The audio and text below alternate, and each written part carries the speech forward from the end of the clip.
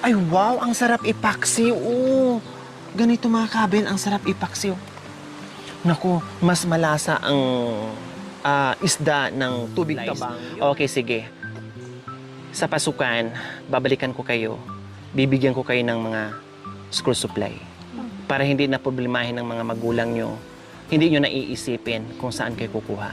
Kumpletuhin ko na yung mga school supply nyo, bag, papel, pencil, notebook, etc. etc. Wala na kayong problema sa pasukan. Ha? Ako na bahala doon. Babalikan ko kayo. Okay?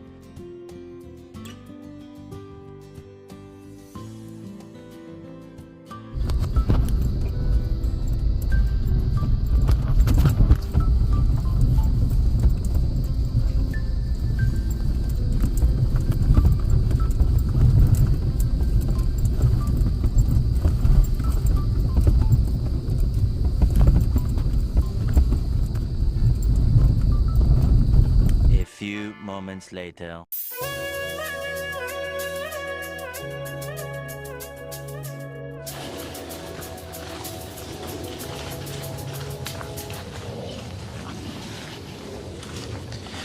Yes, magandang tanghali po sa ating lahat mga kabayan. Kasama ko po ngayon ang tatlong Marias.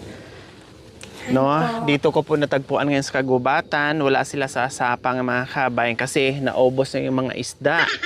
Wala na sila makukuha. No? So this time po mga kabayan, pupunta na naman po kami sa bayan ngayon, mamasyal, mag-ikot. Dahil siyempre, ay ang buhay niya ay nakaikot sa kabundukan, like mga ng isda, magtrabaho, kasama ang pamilya nila, mag-aaral. So malapit ang pasukan mga kabayan. Gaya ng aking pinangako ko po sa kanila noong nakaraan, ay ako na bahala sa mga school supplies nila mga kabayan. So ngayon, syempre, sinundo namin sila dito. Mas maganda na kasama namin sila dahil yung iba hindi ko alam kung anong pang kailangan lang gamit. Anong grade ka na, Mariette? Grade 12 po. Grade 12 si Grade 11. Maria? Grade 11 po. Grade 11. Grade 8 si ha? 'Di ba M din 'yon?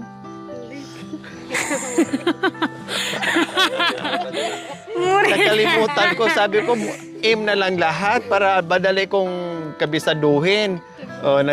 Siya lang kasi naiba, letter A, si Arlene grade 8 na.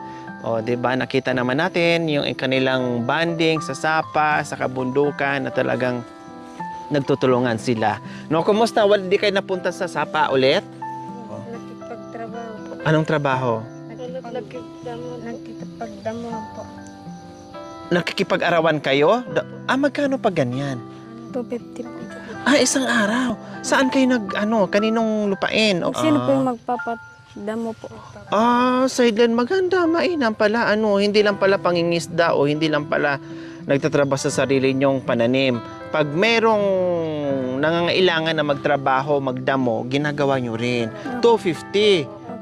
Anong ilang oras yun? Walang umaga po, tas hanggang mga alas 4 po.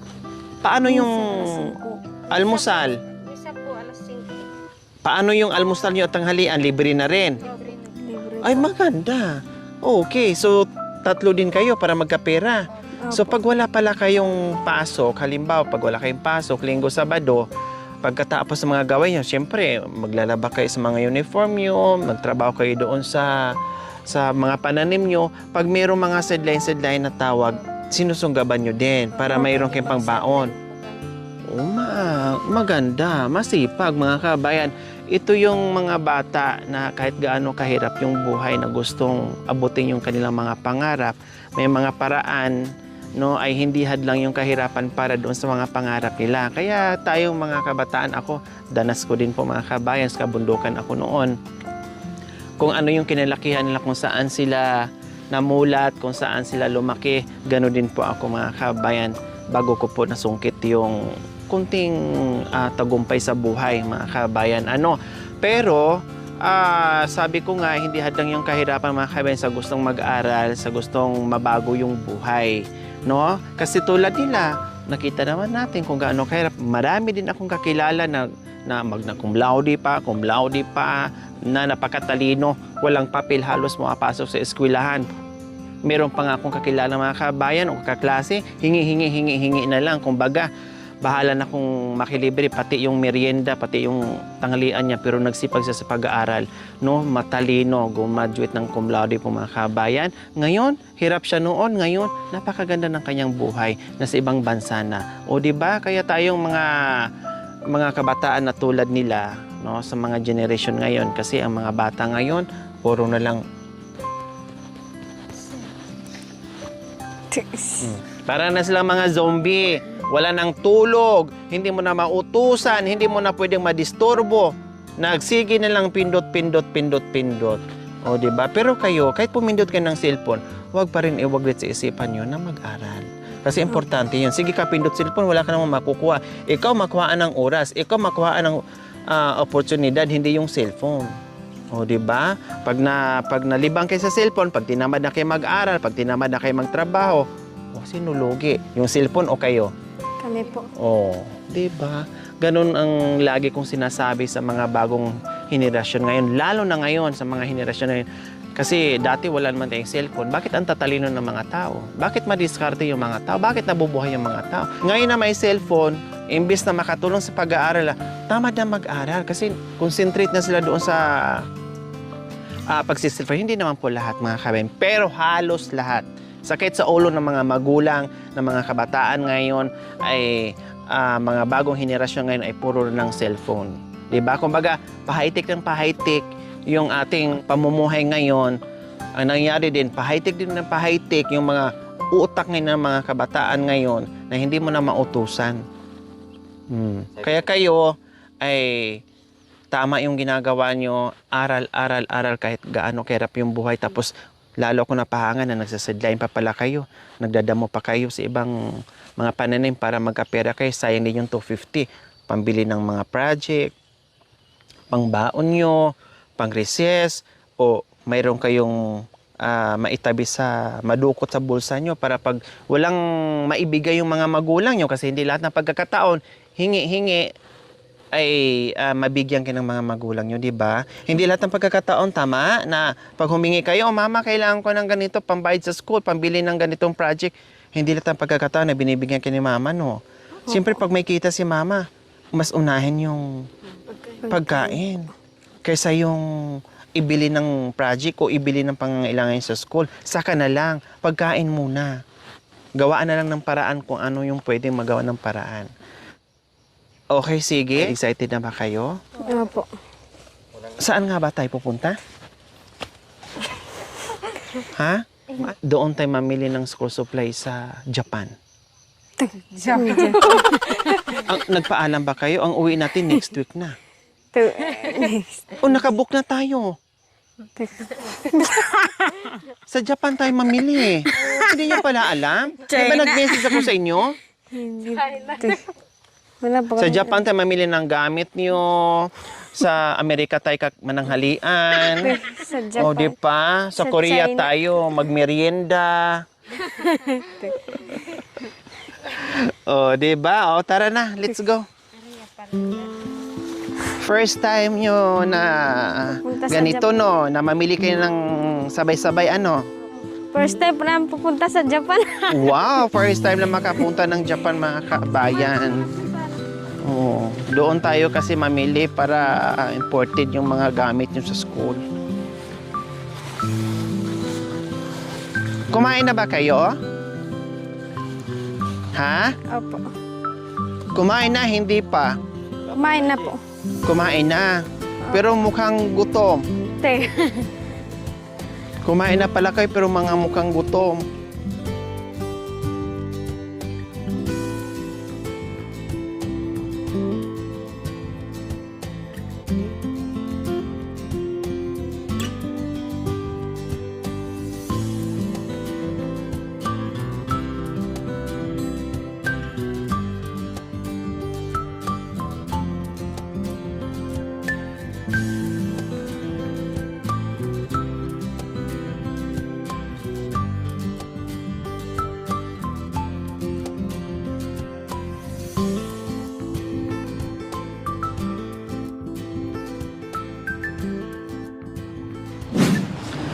So ayan po mga kabayan, yan, nandito kami ngayon sa Jollibee kasi nga ay mamili kami ng mga gamit nila sa school. So mananghalian muna para hindi mapagod, hindi magutom at may lakas mamili ng mga gamit o maglakad po mga kabayan. Kaya pakainin po muna natin sila.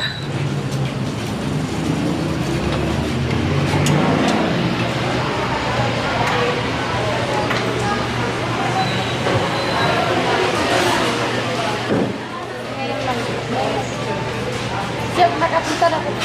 Nakakain ka na dito? Dani, libre lang po.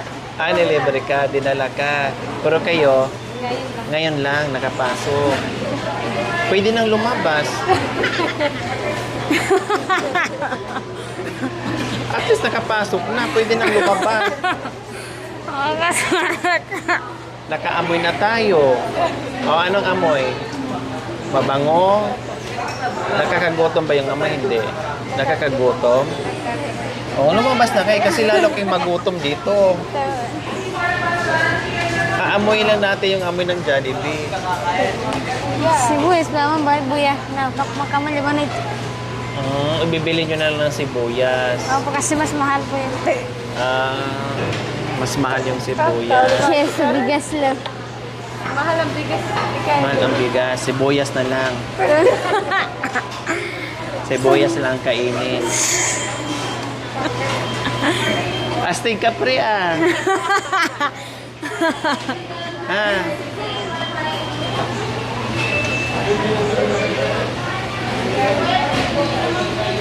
May sarap yung order niya. One for you. Coke float sa amin, Coke lang. Para matikman naman nila yung ano. Masarap. Salamat tayo. Lord, dakal po salamat yung paman po ngayon na yan yung aldog po ngayon na ating manyaw po kay kami. Lord, dakal po salamat. Sana po gabayan nyo kay po. Sana po gabayan niyo po yung Madam Glory. Kasi iya po sasaw kay kami. Lord, dakal po salamat. Sana po gabayan nyo kami yan yung patingap. Dakal po salamat.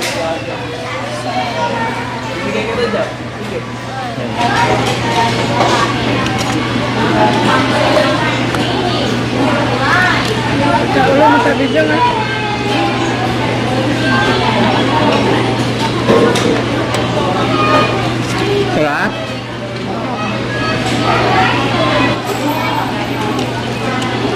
Sa masarap, isda o yung chicken na hinuli natin? Na maliliit. Sa masarap, yan o yung isda? Ito.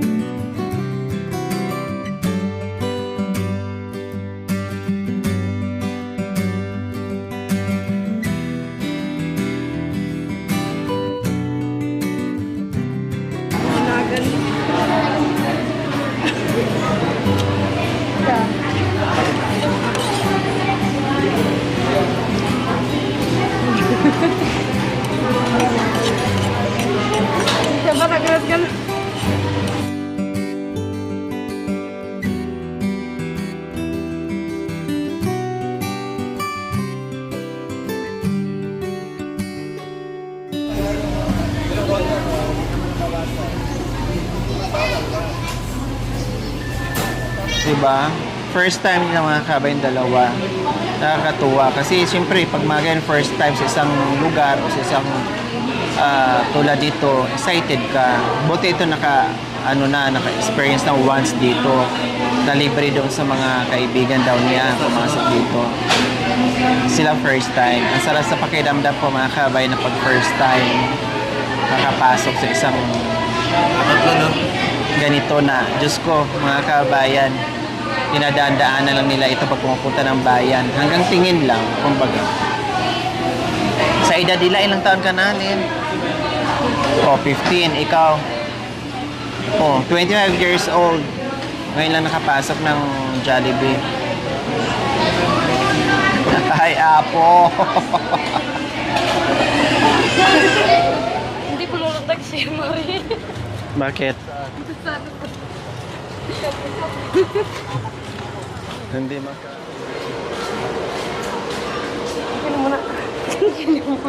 Ikaw.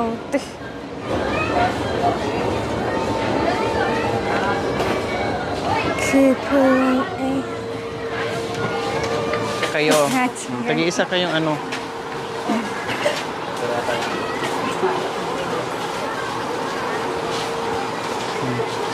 Turo pa niyo. Okay na yan.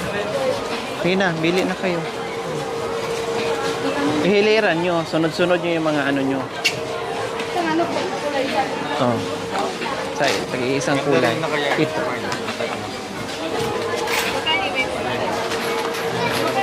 So, ayan po mga kabayan, sila na ang mamili dahil sila ang nakakaalam sa mga gamit nila sa school. Mas pares kita kan.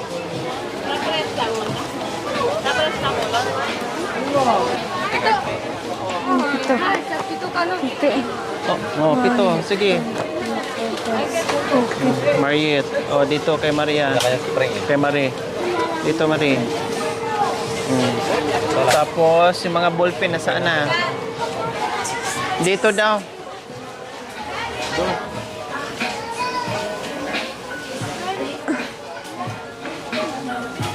Ito, maganda rin to. Ito. Yung subukan niya daw. Ano? Yung black. Ito pare-pare talaga. Oh, ayan.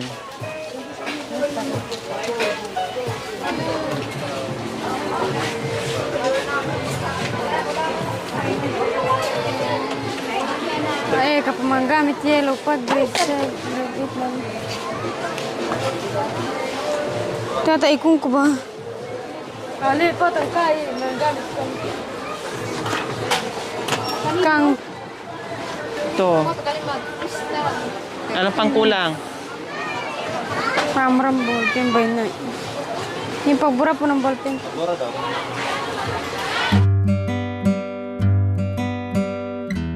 Ito sa'yo, oh.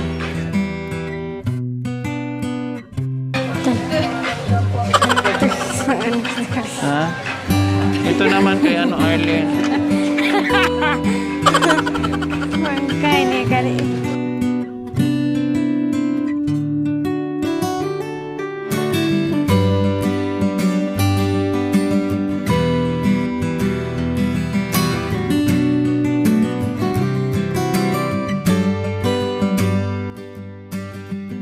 Binat kariya.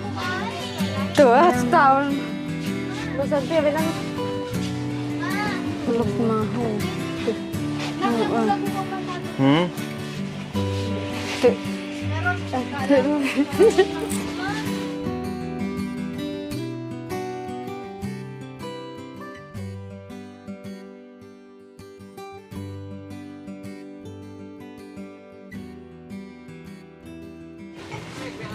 Masa nga ito tabag. Tatagkay na. Sa ina lang. Balik ko. At sila uno yung waretsi.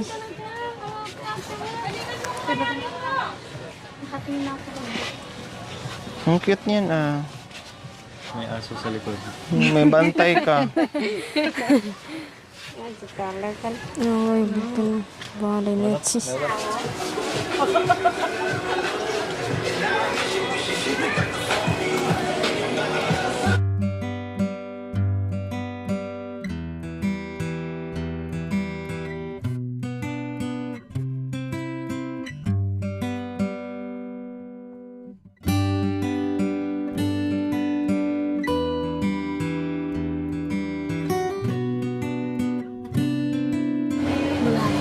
Hanapin niyo yung gusto nyong design. Kaya itanong natin kung ano.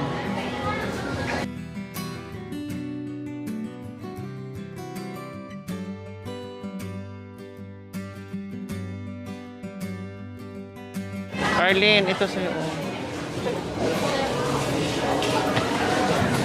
Ito yung yan.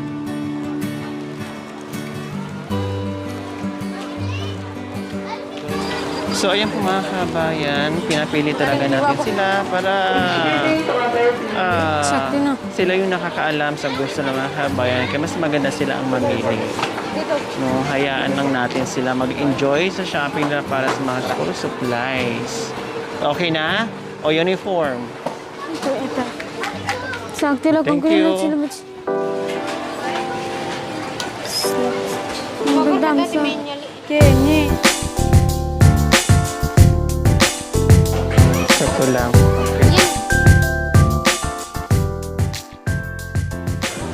Dalawahin mo na. Dalawa gusto mo? Ha?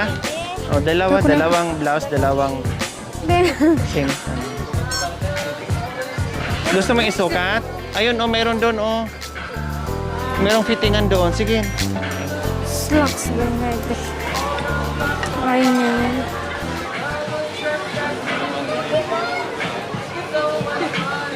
Ano, slacks ba sa inyo? Oh, yung yan ang sa ibaba. So, ayan, cashier na tayo mga kabayan. Siyempre, hindi tayo makalabas kung hindi tayo magbayad. So, bayad muna.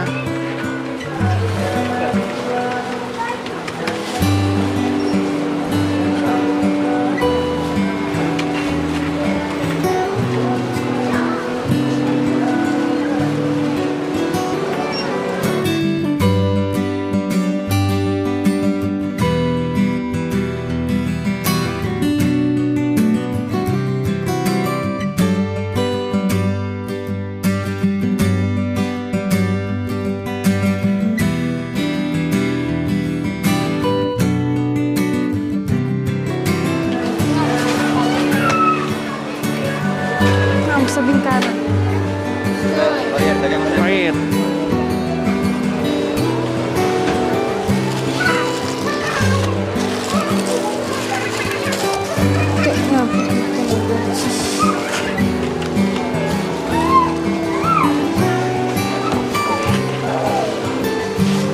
Separate yung lagayan.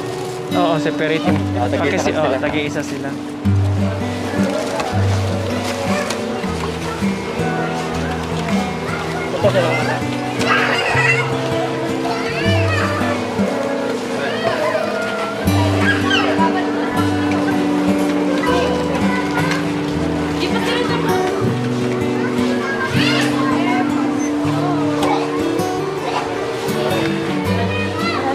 Picturean ko yun. Sa manakbag ka. Ito. Manakbag-akan. Ha? Wala.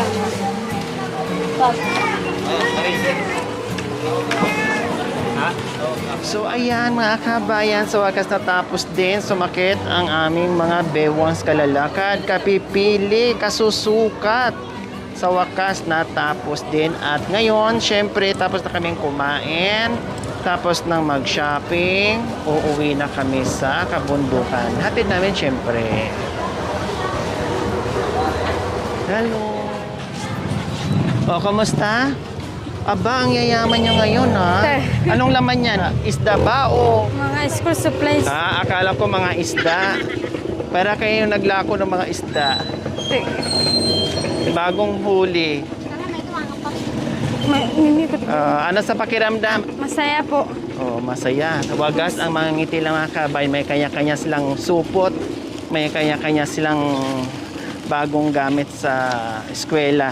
Oh, malayo pa naman ang pasukan mga kabayan, pero at least naka-ready na yung kanilang mga kailangan. Hindi na nila iisipin. Oh.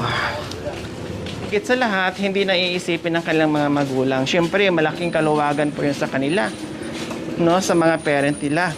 Ang iisipin nila kung ano ang ipakain at baon nila araw-araw. Salamat po Ate Lori sa binigay niyo po sa amin na pinagbili niyo po kami ng mga school supply. Maraming salamat po Madam Lori. God bless po.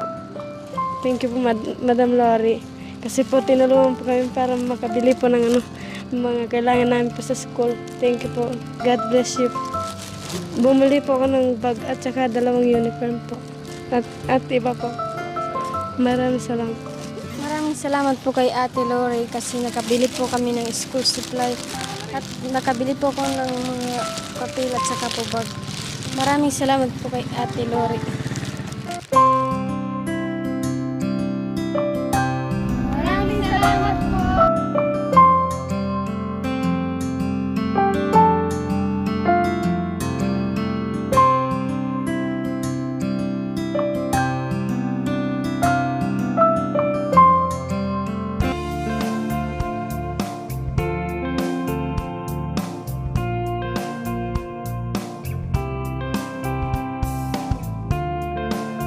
Thank you for watching. Don't forget to like, share, and subscribe. Hey there. Subscribe to my channel. And also press Lori this bell Aquino icon. Talita, mabuti ang puso, di kayo hahayaan, tutulong sa mga kababayan.